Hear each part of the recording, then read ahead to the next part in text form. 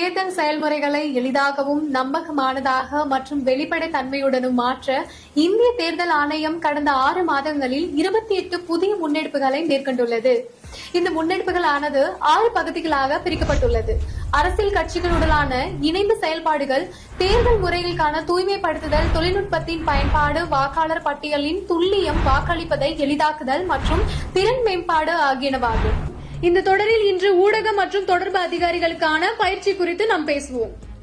இந்திய தேர்தல் ஆணையம் புதுதில்லியில் உள்ள ஜனநாயக மற்றும் தேர்தல் மேலாண்மை பன்னாட்டு கல்வி நிறுவனத்தின் ஒவ்வொரு மாநிலம், யூனியன் பிரதேசத்திலிருந்தும் பங்கு பெற்ற ஊடக மற்றும் தொடர்பு அதிகாரிகளின் ஒருநாள் பயிற்சியினை நடத்தியது.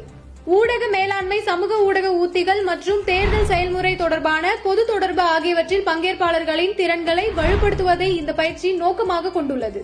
அடுத்த காணொலியில் இந்திய தேர்தல் ஆணையத்தால் மேற்கொள்ளப்பட்டுள்ள பிற முன்னெடுப்புகளை பற்றி காண்போம்.